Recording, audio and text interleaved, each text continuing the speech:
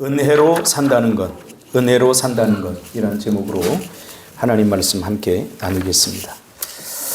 5월의 세상은 은혜란 단어로 도배된 세상인 듯합니다. 어버이 은혜, 또 스승의 은혜, 하나님의 은혜. 이 은혜라는 말을 들으면 어쩌면 은혜를 입었으니 은혜를 갚아야 한다는 식으로 은혜 강요의 시간은 아닌지 이 5월달이 가끔 물어보곤 합니다. 도대체 사람들은 스승에게 혹은 부모님에게 어떤 은혜를 받았기에 꼼짝도 하지 못하고 이때만 되면 용돈을 드리고 또 찾아 배워야 하는 것인가? 또 어떤 이들은 왜 그렇게 해야 하는지 모르고 사람들이 하니까 따라하기 바쁜 것은 아닌지 그런 생각을 해봅니다. 여러분들은 부모님에게 큰 은혜를 입었지만 저 같은 경우는 뭐 큰 은혜를 입은 것 같지는 않아요. 그냥 아버지가 일찍 돌아가시고 또 어머니가 뭐 재산 하나 남겨놓은 거 없고 그래서 다른 사람들과 비교할 때 그렇다는 거예요. 다른 사람들과 비교해 보면 저는 부모님의 은혜가 그렇게 큰가? 뭐 이렇게 이런 생각을 한번 해보기도 합니다. 또 그렇다고 하니까 저는 좀 배은망덕한 놈 이렇게 보면 안 돼요. 제가 이야기하는 의도를 여러분들이 분명히 이해했으면 좋겠습니다. 교회만큼 은혜란 말을 많이 쓰는 것도 없지 싶습니다. 참 교회 다니면 주의 은혜입니다. 모든 것이 은혜입니다. 이런 말을 참 많이 써요. 그런 반면에 또한 이렇게 많이 쓰면서도 교회만큼 은혜란 의미를 모르고 남발하는 공동체도 없는 것 같습니다. 특히 요즘 은혜로 살아란 말을 참 많이 들었습니다. 목사님들을 요즘 만날 기회가 많이 있고 또 제가 노예에 서기 일을 하다 보니까 하루에도 뭐 몇 통의 서류들을 떼어줘야 하는 그런 전화 통화를 하다 보니까 잘 지내세요? 이렇게 물어보면 은혜로 삽니다. 은혜로 삽니다. 그리고는 다 불평하고 원망을 다 쏟아놓고 도대체 뭐가 은혜로 산다는 건가 그런 생각이 들기도 합니다. 그래서 오늘은 은혜로 산다는 건 도대체 어떤 삶인지 은혜로 사는 삶에 대해서 룻기를 살펴보면서 함께 고민하고 함께 말씀을 나누어 보려고 합니다. 제가 성경에서 발견한 은혜는 도저히 갚을 수 없는 것입니다. 그러니 은혜 갚음 뭐 이런 건 하려고 괜히 설레발쳐서는 안 됩니다. 은혜는 갚아도 갚아지지 않습니다. 은혜를 갚는다는 것은 이 개념은 유교적이고 불교적인 토대에서 나온 개념입니다. 성경적 개념은 은혜는 갚을 수 없답니다. 은혜는 갚을 수 없다. 그럼 갚을 수 없으면 어떻게 되냐? 이제 그런 궁금증을 가지고 본문으로 한번 들어가 보려고 합니다. 제가 상담을 하고 청소년 사역을 오랫동안 해왔습니다. 가끔 그런 전화를 받고 그런 말을 듣습니다. 참 목사님에게 많은 은혜를 받았습니다. 며칠 전 어젠가요? 밤에도 자려고 누웠는데 어떤 한 사람이 전화가 와서 목사님 생각해보니 목사님에게 참 받은 것이 많습니다. 그래서 참 받은 건 많은 놈이 잠 깨냐? 내가 그리고 이제 통화를 몇십 분 동안 하고 끊었습니다. 은혜를 입었다고 사람들이 그렇게 고백을 합니다. 평생 잊질 못할 거라고 그렇게 고백을 하기도 합니다. 그런데 이런 이야기도 저는 가끔 들었습니다. 목사님, 목사님에게 받은 은혜는 이제 갚았으니 저는 이제 떠나겠습니다. 이렇게 떠나는 사람도 봤습니다. 또 어떤 사람은 할 만큼 했으니 이제 나도 내 삶을 좀 살아보겠습니다. 나도 내 살 궁리를 해보겠습니다. 이런 사람들도 만나보았습니다. 그럴 때마다 제 마음속에 은혜를 갚을 수 있다는 생각을 하고 사는 것이 참 안타깝다 그런 생각을 합니다. 그러니까 은혜를 갚는다고 하는 개념은 공로주의적 사상입니다. 여러분들이 부모님의 은혜를 갚는다고 발버둥 치지만 절대 갚을 수 없어요. 어떻게 갚을 수 있어요? 불가능해요. 갚을 수 없으면 어떻게 되냐에 대해서 오늘 룻기는 우리에게 이야기해 주고 있죠. 저는 누군가에게 도움을 줄 때 단 한 번도 내가 도움을 줄 처지가 되어서 도움을 준 적이 없습니다. 단 한 번도 없습니다. 저도 부족하고 나도 연약하지만 그러나 마음에 어떤 긍휼이 일어나기 때문에 도움을 주게 됩니다. 그래서 단 한 번도 내가 도움을 줬으니 너도 나중에 내가 어려울 때 도움을 줘야 돼. 이런 식의 거래를 단 한 번도 한 적이 없었던 것 같습니다. 지금까지 돌아보니. 만약에 그런 마음을 갖고 청소년 사역을 했으면 30년 동안 제가 청소년 사역을 하는 것은 불가능했습니다. 내가 너희들 도와줬으니 너희들도 나를 도와줘야 돼. 이런 생각을 하면 반드시 상처를 입게 되어 있습니다. 상처는 누가 입냐면 불리한 자들이 상처를 입는데 더 많이 사랑하면 더 많이 사랑하는 사람은 항상 불리해요. 그래서 상처를 입게 되어 있습니다. 자녀와 부모 사이에도 어제도 유튜브를 보니까 부모님들이 어떤 목사님이 글을 하나 보내줬어요.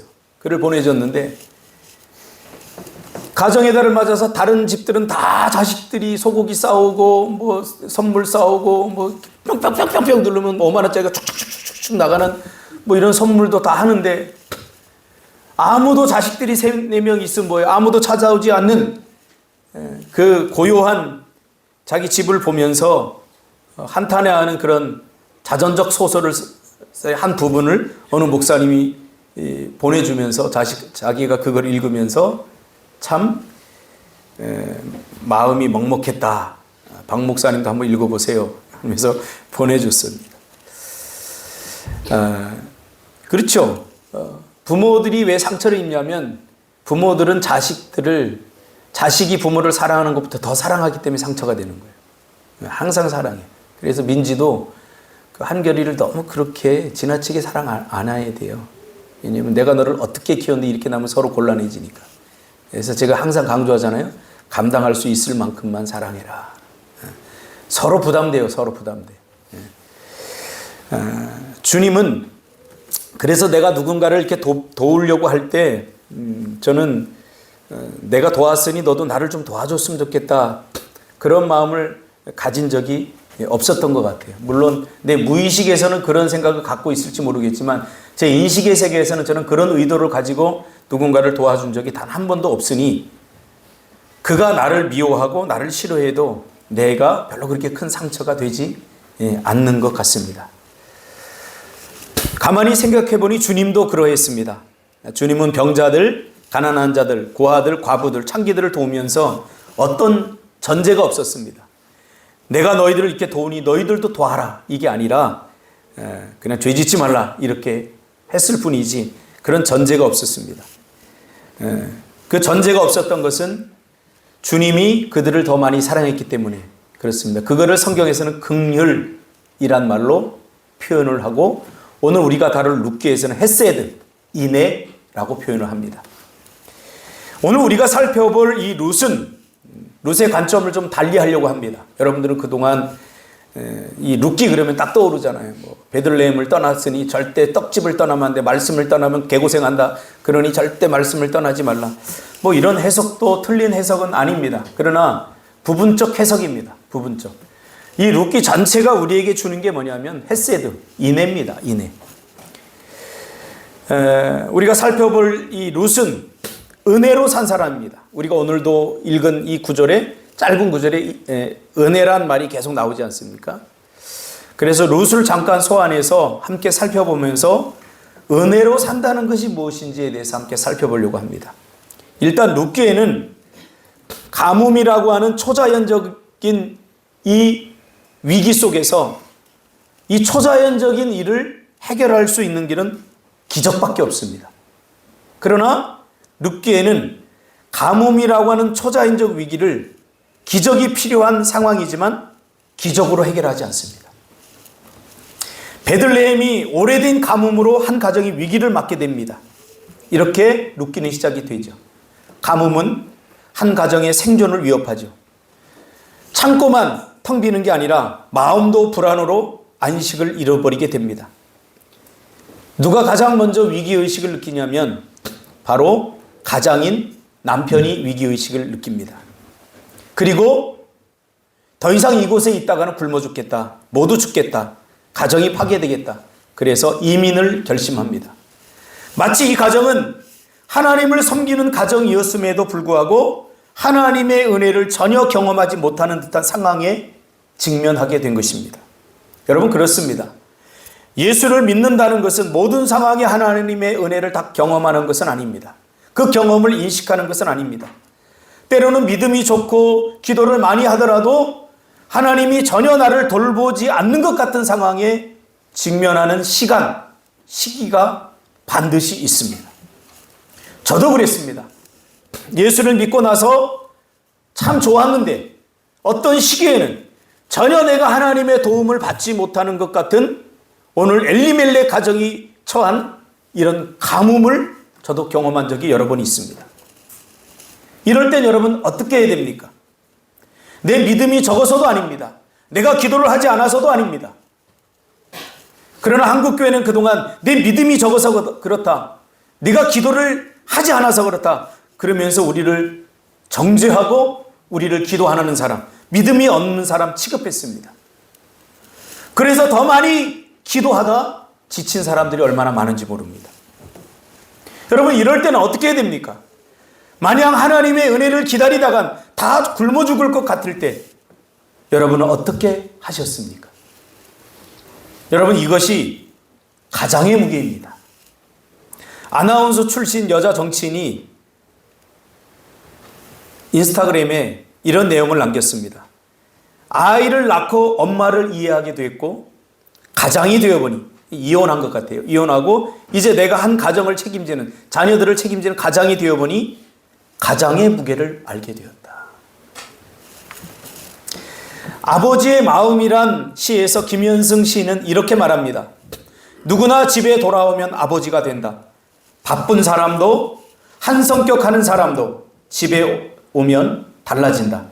어린 자식들을 위해 난로에 불을 피우고 아이가 탈 그네를 작은 못을 박는 그런 사람이 된다. 바깥 세상은 분주하고 요란해도 아버지는 험한 세상에서 어린 자식들을 지켜낼 울타리가 되려고 애쓴다. 아마 우리 교회 아버지들도 나이와 상관없이 이 말에 다 공감할 것입니다. 이게 가장의 무게입니다. 가장은 버텨야 되는 사람이고 가장은 울타리가 되어줘야 되는 사람입니다. 그동안 한국 교회 또 한국 사회는 여자들의 인권이 너무 몰락해 있어서 여자들의 인권이 지금 굉장히 많이 올라가지 않았습니까? 좀 누리세요. 더 많이 누려도 돼요. 몇백 년. 그러면서 잊혀지는 게 있는데 뭐냐면 가장들의 수고입니다. 가장들의 수고. 우리는 좀 기억할 필요가 있습니다. 여자들, 엄마들 잘해줘야 돼. 그러면서 가장들의 이 고민에 대해서 우리가 또 살펴보지 않을 수가 있습니다. 왜 몰랐겠어요? 믿음의 사람인데, 하나님을 섬기는 사람인데 이것을 떠나면 안 된다는 걸 엘리멜렉이 왜 몰랐겠어요? 그러나 엘리멜렉은 자신의 신앙만을 생각할 수 없었습니다. 굶어가는, 그리고 죽을 수도 있는, 해체될 수 있는 이 가정을 어떻게든 살려보려고 하다 보니 이민을 결심하게 된 것입니다. 그러나 베들레헴을 떠나 이민을 간 땅에서 어떤 일이 벌어집니까? 온갖 이민의 힘겨움을 이겨내고 겨우겨우 생존해 나가던 중에 이 엘리멜렉이 죽게 됩니다. 이방에서 온갖 차별과 문화적 차이를 극복하면서 살아가던 중에 두 아들마저 죽게 됩니다. 살기 위해 왔던 땅에서 죽음을 경험한 것입니다. 채우려고 왔던 땅에서 오히려 다 비워진 것입니다. 급기야 죽음의 땅, 자신의 사랑하는 남편 엘리멜렉과 두 아들 말련과 기련을 삼켜버린, 죽음으로 삼켜버린 그 땅에 머물고 싶지 않았던 나오미는 돌아가고 싶지만 돌아갈 수 없었던 땅, 떠나올 때 금의 한양을 꿈꾸었지만 오히려 겨우 신락 같은 목숨 하나 부지하고 모든 것을 다 잃어버리고 인생의 쓴맛을 품고 나오미는 고향으로 돌아가 죽기로 결심하고 고향으로 돌이키게 됩니다. 나오미가 한 고백을 들어보면 나오미가 어쩔 수 없이 야 이제 고향 가서 내가 이제 살아보자 그런 마음으로 간 거 아니에요. 고향의 마지막 남은 내 삶을 고향 땅에 묻히고 싶은 마음으로 그가 고향으로 돌아간 것입니다. 실패한 모습을 이런 모습을 고향 사람들에게 보이고 싶겠습니까? 여러분들이 다 실패하고 고향에 가고 싶겠어요? 금의 한양하고 싶죠. 그러나 그런 자존심 내세울 뭐가 없어요. 이제 내가 내 한 몸 마지막 남은 몸 고향 땅에 묻히고 싶다 하는 마음으로 가게 된 거죠. 그리고 두 며느리를 데리고 이제 고향을 향하던 중에 이 두 며느리가 눈에 밟힙니다. 한참 가다 보니 나야 살 만큼 살았는데 두 며느리는 아직도 인생이 청춘인데 자신을 따라 나서는 건 누가 봐도 개죽음이란 그런 생각을 합니다. 참 나오미는 양심적인 사람입니다. 나오미는 이런 처지에서 야 너희들이 나를 보살피지 않으면 내가 어떻게 사냐 이렇게 억측을 부리지 않습니다. 자신도 죽을 처지인데 누가 누구를 생각합니까 지금? 자신을 생각해야 되는데 그러나 두 며느리가 눈에 밟힙니다. 저는 이게 신앙이라고 생각합니다. 가끔 제가 누군가를 도와주면 친구 목사들이 저한테 그래요. 야 누가 누구를 도와주냐 이런 이야기를 가끔 저한테 합니다. 그때마다 제가 하는 이야기가 있어요. 긍휼이 나오는데 어떻게 안 도와줄 수 있냐. 내가 이것 가지고 나도 필요한 부분을 쓰고 싶지만 근데 그게 더 불편한 것 같다 나는. 그래서 후회를 한 적이 한두 번도 아닙니다. 아 요거 아껴뒀다 큰딸 용돈도 주고 뭐 하고 싶은데 그냥 들어오자마자 이렇게 나가게 하시는 하나님 참 얄궂은 하나님. 어떨 때 모른 척 눈을 감기도 하지만 뭔가 불편해요. 그래서 그리스도인으로 산다는 것이 저에게는 그렇게 만만치만은 않은 것 같습니다. 말씀대로 산다는 것이 굉장히 불편을 초래합니다. 오늘 이 나오미도 비슷한 생각이지 않을까 생각합니다. 그런데 나오미는 두 며느리가 눈에 밟혀서 야 나를 떠나라 라고 요청을 합니다. 근데 이 요청이 그냥 한번 짚어보는 말이 아닙니다. 정말로 너희들이 나를 떠났으면 좋겠다. 나보다는 너희들의 인생이 더 중요하니 너희들의 삶을 찾아서 떠나라. 여기 굉장히 간절한 진심의 언어를 사용했습니다. 처음에는 이 두 자부가 양심의 가책을 받고 도저히 울면서 안 떠나가겠습니다 하고 계속 따라가는 거예요.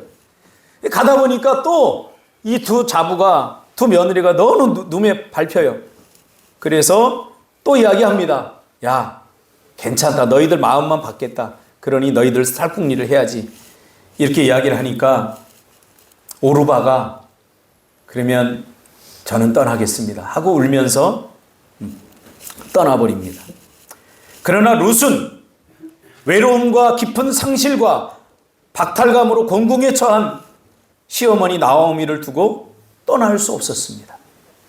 그래서 룻은 어쩔 수 없는 상황이라서 그런 게 아니라 충분히 떠날 수 있는 그런 분위기가 조성되었음에도 불구하고 어떤 강압이나 체면 그리고 양심의 차원이 아니라 정말로 순수한 인테그리티한 신앙, 인테그리티한 마음에서 공궁에 처한 그리고 자신마저 떠나면 더욱 박탈감을 느낄 시어머니 나오미를 위해서 끝까지 나서 끝까지 따라가기로 결심하고 자발적으로 그를 따라갑니다.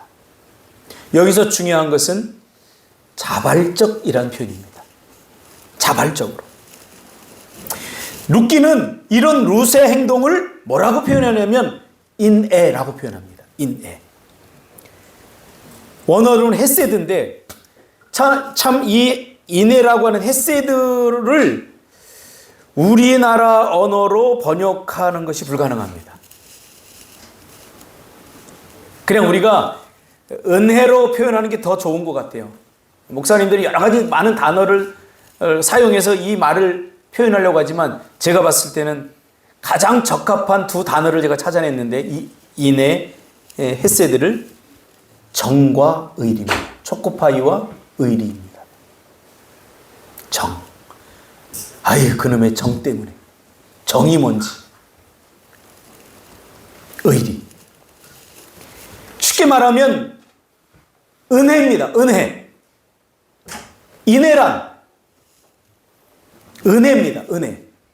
약한 자가 공궁에 처했을 때 그렇지 않은 자가 자발적으로 그에게 보이는 충성과 사랑. 이것이 은혜입니다. 은혜라는 말을 우리가 그동안 제가 단어적 개념으로 개념화시켜 여러분들에게 이야기해 줬잖아요. 은혜는 받을 자격이 없는 자에게 거저 주시는 하나님의 거부할 수 없는 무조건적인 사랑이다. 여러분들 다 외우고 있어요. 그러나 저는 이 은혜라는 말을 가장 서사적으로 잘 표현한 성경이 바로 룻기입니다. 한 사람이 곤궁에 처해 있어요. 이런 생각할 수도 있어요. 야, 내가 세상을 다 구원할 수는 없잖아. 그러니 좀 넉넉한 사람이 그를 도와줬으면 좋겠다. 그리고 손을 뗄 수도 있어요. 그러나 자기 눈앞에서 목격한 그 사실을 그는 외면하지 않습니다. 그리고 자발적으로 그 시어머니에게 이 룻은 충성과 사랑을 보입니다. 이런 룻의 행동은 순수하고 자발적인 것이죠. 그러면 왜 룻이 이런 행동을 했는가? 왜 이런 행동을 했는가? 성경은 말해주지 않지만 그러나 존재하지 않는 것은 아닙니다. 이 룻기를 자세히 읽어보면 룻이 왜 이런 행동을 했는가 우리가 예측할 수 있어요. 성경은 여기에 대해 설명해 주지 않지만 룻 역시 자신이 이 가정을 통해서 받은 은혜가 있다는 사실을 우리 누가 말해주지 않아도 감지할 수 있는 거죠. 비록 이방 여인이었지만 자신을 차별하지 않고 며느리로 자신의 가족으로 받아들여줬을 뿐만 아니라 자신들이 믿는 하나님을 만나게 해준 이 사람들이죠. 고맙고 감사한 사람들입니다. 평소에 룻은 이런 생각을 가지고 있지 않았을까? 룻기 전체를 읽어보면 누구나 이런 결론에 도달하게 됩니다. 우리는 룻기를 읽으면서 왜 이 가정에 이런 비극적인 일들이 일어났는가에 관심을 갖습니다. 왜요? 나도 이런 삶을 살고 싶지 않으니까 성경의 교훈을 받아서 우리 가정에는 이런 비극이 일어나지 않았으면 좋겠다. 그런 마음으로 룻기를 많은 사람들이 있습니다. 그러나 정작 우리가 룻기를 읽어보면 그런 것에 전혀 관심이 없습니다. 룻기는. 실제로 한 가정과 한 사람에게 일어나는 비극과 고난은 언제나 이유와 원인을 알 수 없습니다. 이유와 원인을 가지고 또 도덕적인 것들로 설명할 수 없는, 네가 죄지었기 때문에 이런 일이 일어난 거야. 네가 베들레헴을 떠났기 때문에 이런 일이 일어난 거야. 라고 단순한 생각으로 그렇게 결론을 지을 수 없을 만큼 우리의 삶은 굉장히 복잡하고 때로는 불합리한 일들이 일어나기도 합니다. 그래서 이 룻의 사건을 우리가 단순히 왜 이런 일이 일어나는 거에 대해서 원인을 찾는 것은 무모한 짓입니다. 그러다 보니까 어떤 결론이 나와요? 베들레헴을 떠났기 때문이야. 베들레헴은 뭐야? 말씀의 집이야. 떡집이야. 떡이 뭐야? 말씀이야. 그러니 절대로 널 떠나면 안 돼. 물론 말씀을 떠나면 안 되지만 굳이 룻기를 가지고 그렇게 적용하는 것은 이건 좀 잘못된 시도가 아닌가 그런 생각을 하게 됩니다. 이런 비극은 악인들에게만 일어나는 게 아니라 죄 지은 사람들에게만 일어나는 게 아니라 하나님의 언약의 백성들 안에서도 일어납니다. 저는 많은 상담을 하면서 많은 크리스찬들을 상담을 합니다. 그들이 주로 하는 이야기가 그런 얘기예요. 내가 특별히 큰 죄를 짓지 않은데 왜 나에게 이런 일이 일어난지 모르겠어요. 그 이슈를 가지고 목사님들에게 가서 이야기를 하면 너 옛날에 죄 지은 거 없어? 너 뭐 지금 신앙생활 잘못해서 그래. 너무 무책임한 말들을 쏟아내는 거예요. 그러나 제가 상담의 현장에서 경험한 바에 의하면 내가 그렇게 큰 죄를 지었나? 큰 죄를 짓지 않더라도 이런 일이 우리 삶 가운데 일어나는 거예요. 누가 특별히 잘못해서가 아니에요. 이것도 굉장히 신비로운 일이고 역설적인 일이에요. 죄된 세상에서는 어떤 일이든지 누구든지 피해자가 될 수 있어요. 어제 보니까 어떤 가장이 차를 몰고 가다가 고속도로에서 쇳덩이 떨어져서 죽었어요. 유가족들이 울어요. 우리 남편은 지금까지 가족을 위해 살았고 누구한테 해코지 한 번 한 적이 없는 이런 선한 사람이 죽었다는 거예요. 그분에 비하면 우리는 돌로 맞아 죽어도 할 말이 없을 만큼 죄를 졌잖아요. 그러기에 중요한 것은 우리가 이런 비극이 일어났을 때 그 비극을 겪고 있는 사람을 향해 정죄하고 비난해서 안 된다는 거예요. 믿음 생활 잘못해서 그러느니 뭐 죄를 지어서 그러느니 우리가 함부로 말할 수 있는 자격이 우리에겐 주어지지 않아요. 우리가 할 수 있는 게 뭐예요? 우리가 할 수 있는 건 유일한 거예요. 오늘 룻처럼 시어머니 지금 이렇게 곤란한 거 당신이 옛날에 죄 지어서 그래. 하나님께 뭐 잘못한 거 있어? 그러니까 고향을 왜 떠나왔어? 떡집을 왜 떠나왔어? 이렇게 정죄하고 비난하는 것이 아니라 오늘 룻처럼 침묵하고 그와 함께 해주는 거예요. 당신이 가는 곳까지 나도 가고 당신이 죽는 곳에서 나도 죽겠습니다. 당신이 믿는 하나님이 내가 믿는 하나님입니다. 라고 함께 해주는 거예요. 원인과 이유를 물어서 정죄하고 비난하는 게 아니라 그의 선택과 결정에 대해 비난하는 것이 아니라 나는 그를 어떻게 대할 것인가에 대해서 생각을 하는 거죠. 제가 청소년 살아가면서 주로 문제를 많이 일으켰던 청소년들과 상담하면서 느꼈던 거 그거예요. 그러니까 왜 그랬어? 이건 아무 의미가 없어요. 때린 이마를 한 대 더 때리는 거예요. 어떻게 해요? 괜찮아. 이걸 어떻게 좀 해결해 보자. 이런 마음에 아이들의 마음이 더 불안했던 마음들이 안정감을 얻더라고요. 여러분, 하나님이 여러분들을 어떻게 대해 주기를 원하십니까? 잘못은 내가 다 알잖아요. 우리가 고난에 처하고 어려움에 처했을 때 하나님이 여러분들을 어떻게 대해 주기를 원하십니까? 야, 박준상, 너 잘 생각해봐. 너 뭐 잘못됐어? 하나님은 단 한 번도 우리를 그렇게 대한 적이 없어요. 그래, 괜찮아. 내가 너와 함께 해줄게. 세상 끝날까지 내가 너와 함께 해줄게. 그러니 다시 일어나 보자. 우리가 몇 주 전에 살펴보았던, 그리고 극동방송에 제가 설교하는 엘리야도 마찬가지 아닙니까? 엘리야가 하나님께 뭐라고 그랬어요? 당신이 나를 만들었으니 나를 죽여달라 그랬어요. 원문을 보면 그래요. 이게 무슨 말이에요? 내가 이렇게 어려움에 처한 것은 당신이 나를 이 땅에 보냈기 때문에 내가 이렇게 힘든 것은 당신이 나를 이렇게 만든 거다. 모든 고난의 책임을 하나님께 돌려버리고 나는 조상들보다 못하니 나를 죽여달라. 이렇게 한 거예요. 여러분 같으면 어떻게 했습니까? 그냥 예배당 종치듯이 따귀를 때려버리지 않겠어요? 근데 하나님은 어떻게 해요? 괜찮다. 괜찮아. 너 그런 말 해도 괜찮아. 자, 재웁니다. 그리고 눈 뜨고 일어나면 천사들을 보내 다시 먹입니다. 여러분, 이게 하나님이에요. 여러분이 알고 있는 하나님은 어떤 하나님입니까? 제가 경험한 하나님이 이런 하나님이에요. 내가 비록 범죄하여 하나님 앞에 고난을 당할 때도 있었지만 그때도 단 한 번도 하나님은 나에게 내가 지은 죄에 대한 대가를 네가 치러야 된다라고 서슬퍼는 칼을 들고 달려들지 않았어요. 얼마나 힘드냐. 그래, 죄라는 것은 이런 거야. 죄라는 것은 이렇게 너를 힘들게 해. 그래서 내가 죄를 그렇게 멀리하라고 한 거야. 위로하고 격려해 주셨어요. 오늘 룻이 나오미에게 보내는 그 마음도 비슷합니다. 인애라고 하는 것은, 은혜라고 하는 것은 한 사람이 공궁에 처했을 때 또 한 사람이 공궁에 처한 그를 대하는 자세와 태도를 통해서 이 문제를 해결하기를 원하는 거예요. 그래서 룻기에는 기적이 나오지 않습니다. 한 사람이 곤궁에 처한 그 여인을 보고 어떻게 대할 것인가? 오르바처럼 떠나는 것이 아니라 긍휼의 마음을 외면하지 않고 그를 사랑해 주기로, 충성해 주기로 결단할 때 바로 한 사람의 인생이 변할 뿐만 아니라 모든 공동체가 변한다는 사실을 우리에게 보여주고 있는 거죠.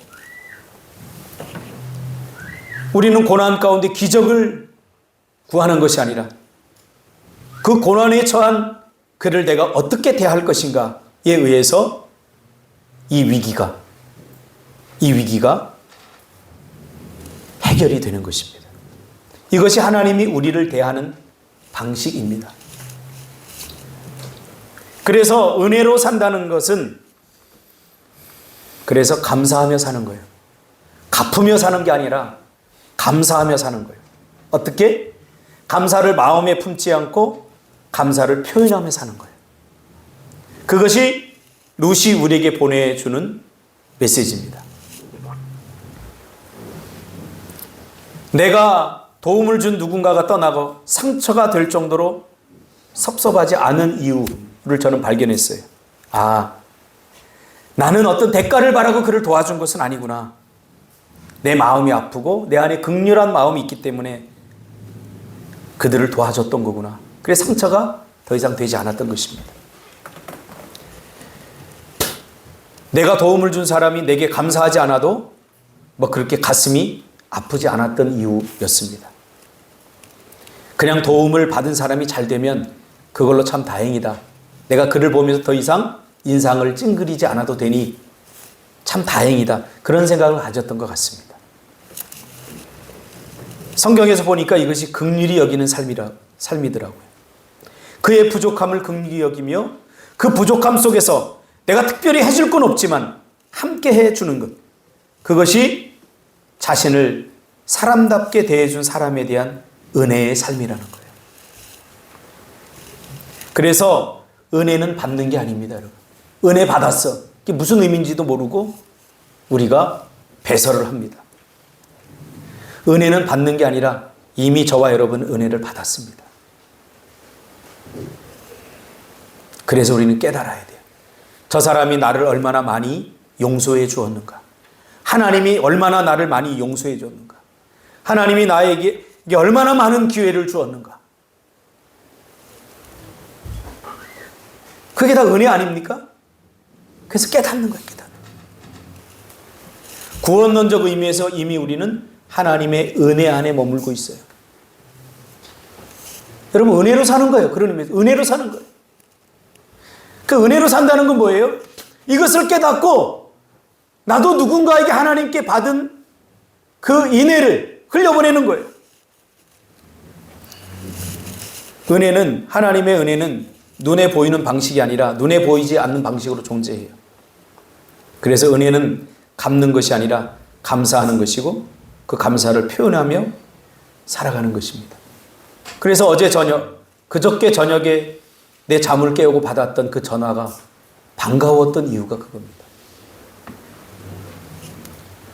전혀 예상하지 않았던 친구가 전화를 해서 참 감사합니다라고 말해준 그 한마디가 굉장히 저에게는 위로가 되었습니다. 그러면 어떻게 감사할 것인가? 이것은 각자의 숙제입니다. 여러분이 풀어야 될 숙제입니다. 어떻게 감사할 것인가? 선물을 사줘서 감사할 것인가? 전화를 해서 감사할 것인가? 이건 여러분들이 풀어야 될 숙제입니다. 중요한 것은 감사를 표현해야 된다는 것. 그를 떠나지 않고 룻이 그와 함께함으로 어떤 일이 일어났습니까? 한 생명이 살았을 뿐만 아니라 한 가문이 일어서는 기적이 일어났습니다. 기적인 초자연적인 역사에서만 일어나는 것이 아니라 한 사람이 한 사람을 긍휼히 대하면 기적이 일어납니다. 기도하겠습니다. 하나님,